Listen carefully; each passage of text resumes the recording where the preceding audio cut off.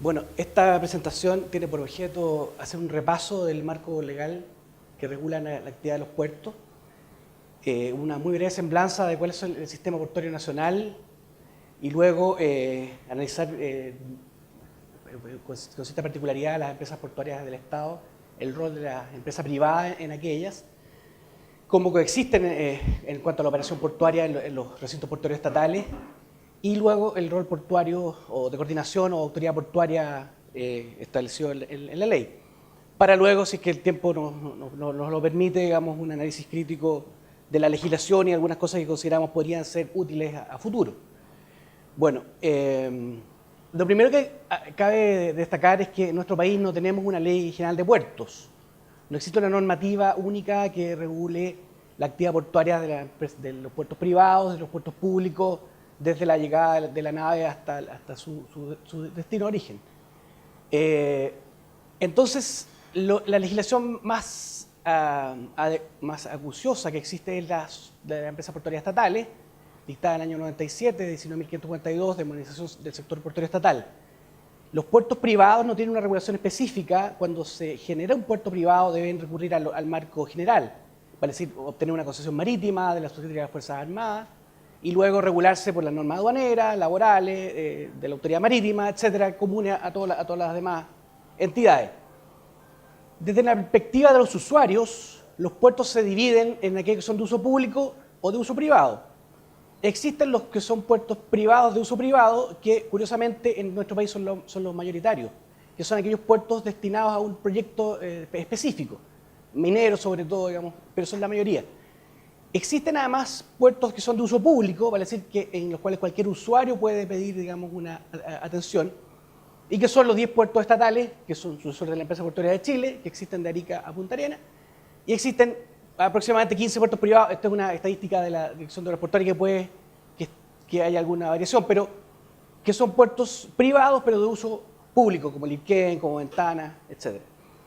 Bien, en nuestro país, en el año 60 se reguló la legislación de los puertos del Estado a través del decreto Fuerza de Ley 290, que creó la empresa portuaria de Chile y que regula la forma como se administraban los 10 puertos del Estado. Desde el año 75 en adelante, progresivamente se incorporaron las empresas privadas en los puertos, básicamente la movilización de la carga, la creación de las empresas de muellaje y la adecuación, digamos, del aspecto laboral con el fin de las matrículas portuarias, ¿no es cierto?, la propiedad que tenían los estibadores de la posibilidad de trabajar y que daba origen a la famosa, digamos, institución del medio pollo. No sé, los más jóvenes quizás no la conocen, pero significaba que las personas trabajaban por otro, digamos, y le pagaban, digamos, una parte de su remuneración. Y también la existencia de 3 turnos, digamos, hasta esa época no se trabajaba en la noche. Curiosamente, algunos puertos de Estados Unidos, entiendo, tampoco trabajan hoy día en ese turno nocturno. Y tímidamente las empresas privadas empezaron a incorporarse a los puertos a través de los contratos de operación, que era de la manera como operaban o como podían construir infraestructura portuaria. En el caso de San Antonio fue el sitio 1, por disputada, el sitio 9, líquido a granel, después VOPA, que después CUSE, entiendo que hay alguien de CUSE acá, que son la forma como las empresas privadas podían construir en los puertos, pero no tenían acceso a la operación, básicamente, entonces no eran tan atractivos.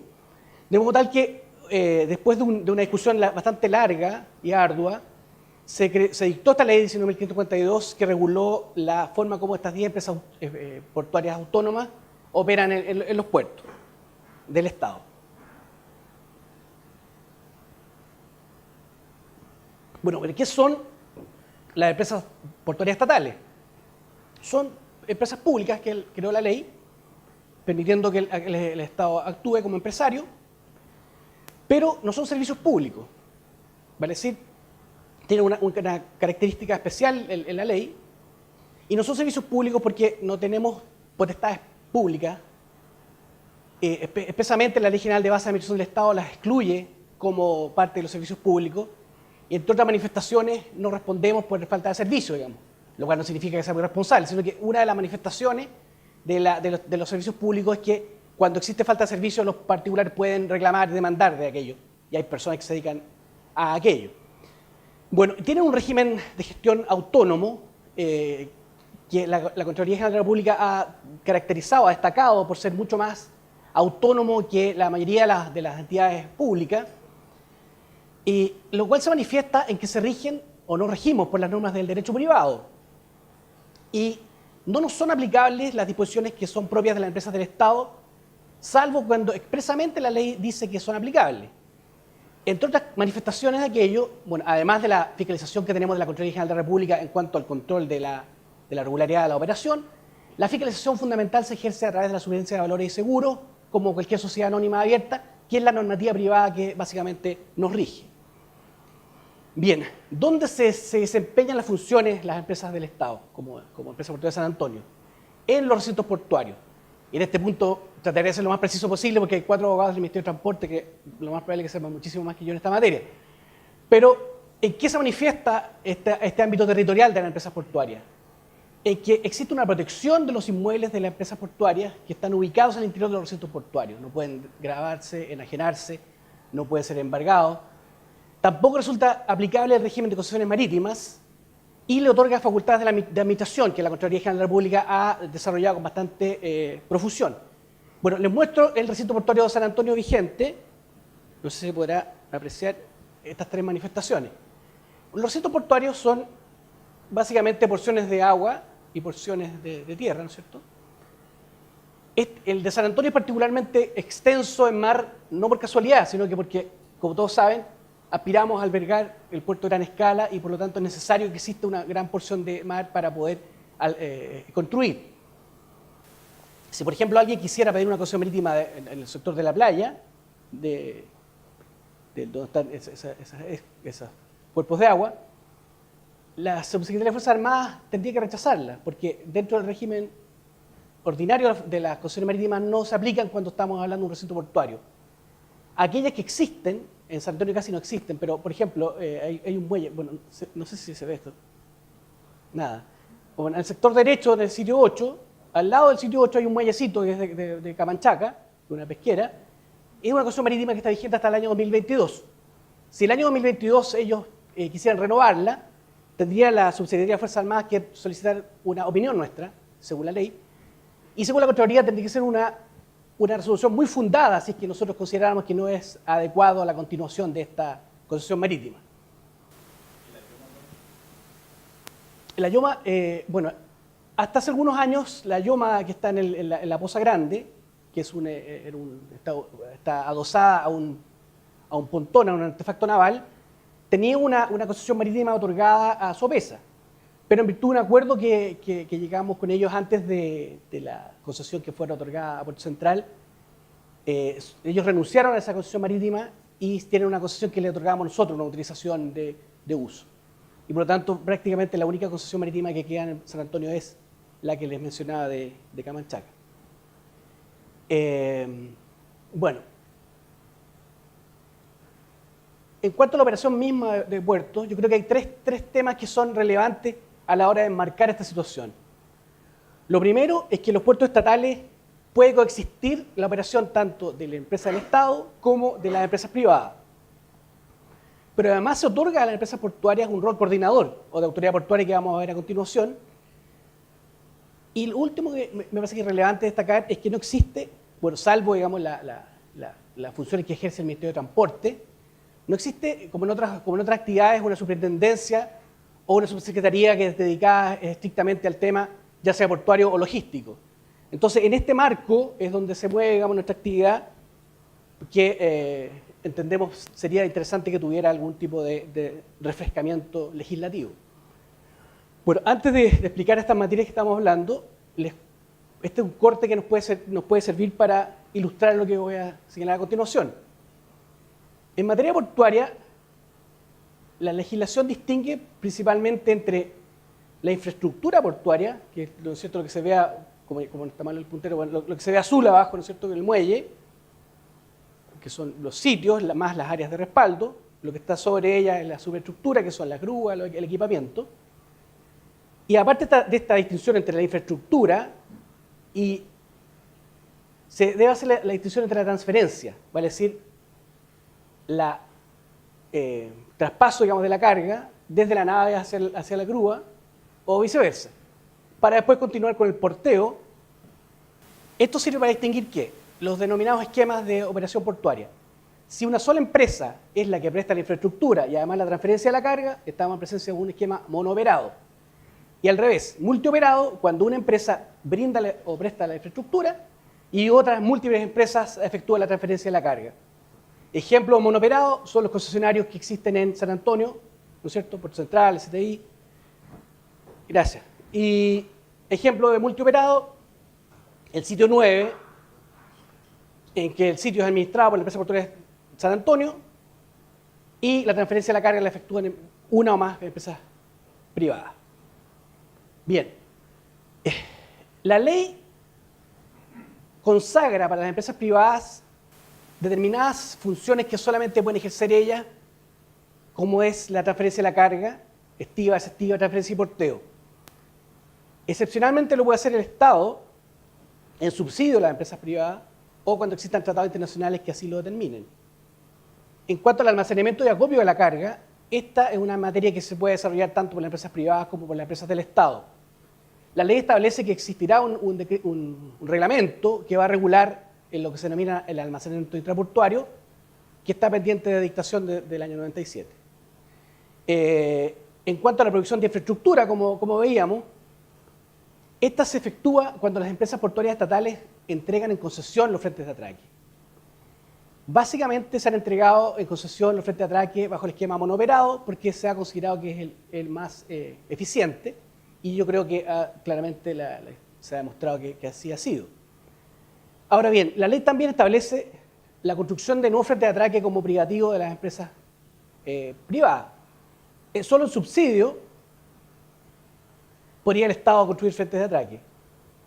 Y esperamos que el puerto de Gran Escala que se construye en San Antonio sea el debut de aquello, porque entiendo que las concesionarias han operado solamente sobre la base de reparar o ampliar muelles ya existentes. En algunos seminarios más esperemos que eso sea una realidad. Bueno, ¿qué hacen las empresas del Estado? También pueden explotar directamente el puerto, como veíamos. De hecho, hay 3 empresas portuarias que no tienen privados concesionados, como son las 3 empresas del sur. Pueden prestar servicios de infraestructura, y en todos los casos. En nuestro caso, el denominado servicio de uso de puerto, que es el servicio de aguas abrigadas, por el cual se recibe una tarifa que se llama tarifa de uso de puerto, el almacenamiento y acopio, como decíamos, y en subsidio la transferencia y el porteo de la carga. También subsidiariamente, como decíamos, se pueden construir frentes de atraque, y los frentes de atraque están regulados por la ley como los sitios más las áreas de respaldo, de modo tal que entendemos claramente la posibilidad de que si se construye la obra de abrigo del puerto de Gran Escala, estas también podrían ser abordadas por la empresa estatal. La ley establece la posibilidad de que las empresas fijen tarifas que tienen carácter público, no discriminatorio, y existe una prohibición expresa de celebrar actos a título gratuito. Muy bien, pasamos entonces a la parte de un rol coordinador o autoridad portuaria, que no sea un tema pacífico, entiendo, en el ambiente portuario, pero que se ejerce con mayores o menores énfasis, digamos, según los puertos, y yo creo que se trata de una norma bastante interesante, digamos, de poder abordar y de ejercer. Lo primero de ello es que la ley otorga a las empresas portuarias del Estado la posibilidad de coordinar la operación de los agentes y los servicios públicos. Existe en todos los puertos un comité, digamos, que se llama Portuario de Coordinación de Servicios Públicos y que según la ley debe funcionar mensualmente. Participa el gobierno del marítimo aquí presente, los jefes del Servicio Agrícola Ganadero, Salud, Policía de Investigaciones, y está encabezado por el gerente general de las empresas portuarias. También existe, pero no se ha creado en la ley, la existencia de un Consejo de Coordinación de Ciudad-Puerto, que es una función que debería abordar el Ministerio de Transporte, según la ley, y que entiendo no ha tenido mucho desarrollo en el país. En la parte, digamos, del debate que tengamos al final lo podemos conversar con los colegas del Ministerio de Transporte. Y está integrado, o debería estar integrado por un representante de las municipalidades de cada puerto y de la región. Es complicado pensar en San Antonio una cosa así, digamos, con Valparaíso, o sea, no me imagino, digamos, que sea muy pacífico, pero sí, así dice la norma. Lo segundo es que la ley consagra para las empresas portuarias la posibilidad de dictar instrumentos de planificación, tanto territorial como de inversiones, que son los denominados Plan Maestro y Calendario Referencial de Inversiones, ambos regulados por sendos decretos supremos del año 98. Les voy a mostrar en esta lámina uno de los planos del Plan Maestro del puerto. Tanto el Plan Maestro como el Calendario Referencial de Inversiones son públicos, cualquiera puede acceder a ellos en la empresa o están también en el portal de la empresa, en la página web. Deben mantenerse actualizados según la ley y tienen la característica de que los particulares pueden pedir modificaciones al Plan Maestro o incorporar inversiones al calendario en un periodo bimensual cada año calendario, y nosotros nos preocupamos cada año de convocar, digamos, a los particulares. En los últimos tiempos no ha habido mucha actividad, me imagino, porque ya como se ha asentado, digamos, la inversión en el puerto, pero en los albores de esta empresa hubo muchísimo interés de los particulares por incorporar inversiones o solicitar modificaciones al Plan Maestro. Este Plan Maestro es el Plan Maestro del año 2033 y es muy parecido a un plan regulador comunal y de hecho está en concordancia con el Plan Regulador Comunal de San Antonio. Y como ustedes pueden ver, contempla áreas de transferencia acá en el futuro Puerto Gran Escala y también en los frentes actualmente existentes, áreas de uso turístico, como un humedal que se construirá en este sector, y también un paseo, digamos, costero en el borde norte, etc. Vale decir, de esta manera, cualquier particular puede saber cuál es el futuro planeado por la empresa portuaria, por el directorio de la empresa portuaria San Antonio en este caso. Este es un ejemplo del calendario referencial de inversiones, es un programa indicativo de las inversiones, se indican en la izquierda cuáles son las concesiones y después se dicen los periodos en que eventualmente se efectuarían y el tipo de licitación de que se trate. En cuarto lugar, o tercer lugar, este rol coordinador o autoridad portuaria de la empresa del Estado tiene su corolario en la posibilidad o en el mandato legal de elaborar y supervisar el cumplimiento de la regulación de la actividad portuaria. Y eso se efectúa a través de un reglamento que dicta una resolución del Ministerio de Transporte, que se llama Reglamento de Uso Frente a Atraque, conocido por la sigla de RUFA, del cual nacen otros 3 reglamentos, que es el Reglamento de Coordinación de cada puerto, y también los reglamentos de servicio, que contienen los servicios y las tarifas que presta la empresa portuaria estatal, y el manual de los servicios, que son lo mismo que el reglamento, pero tratándose de los concesionarios. Bien, dicho aquello, y ya terminando la presentación, han pasado casi 20 años desde que se dictó la ley 19.542 y al parecer sería interesante que hubiese algún tipo de legislación que pudiera permitir regular estos vacíos que hemos podido detectar o que la práctica ha desarrollado. Sería interesante que tal vez en algún momento se pudiese empezar a debatir una ley general de puertos. Hoy solamente existe trabajo legislativo en materias relacionadas con la integración de las municipalidades, tanto a las utilidades de las empresas del Estado como a su integración en los directorios. Lo cual, bueno, me imagino que va a ser bastante complejo de efectuar porque va a haber conflictos de interés bastante complicados de discernir. Pero bueno, es un tema que se está discutiendo. Lo otro es cómo poder regular esta competencia que existe entre las empresas portuarias del Estado y los privados. Tal vez se podría avanzar, por ejemplo, en establecer una cierta obligatoriedad de que las empresas tuvieran que concesionar la totalidad de sus frentes para no tener esta dualidad de operador y a su vez autoridad portuaria, concentrándose en el rol coordinador potente que veíamos recién y ya dejar de tener operación. Y por último, bueno, otro tema que tal vez no me competa, pero la posibilidad de que exista una distinción entre la autoridad portuaria y la autoridad administrativa, o sea, la creación de una superintendencia o algún tipo de ente que regule toda la actividad logística completa, digamos, desde la llegada a la nave hasta que sale a la carretera. Bueno, estas son materias que son bien interesantes de analizar y que podemos tal vez verlas en el panel que va a haber al final de las exposiciones. Muchas gracias.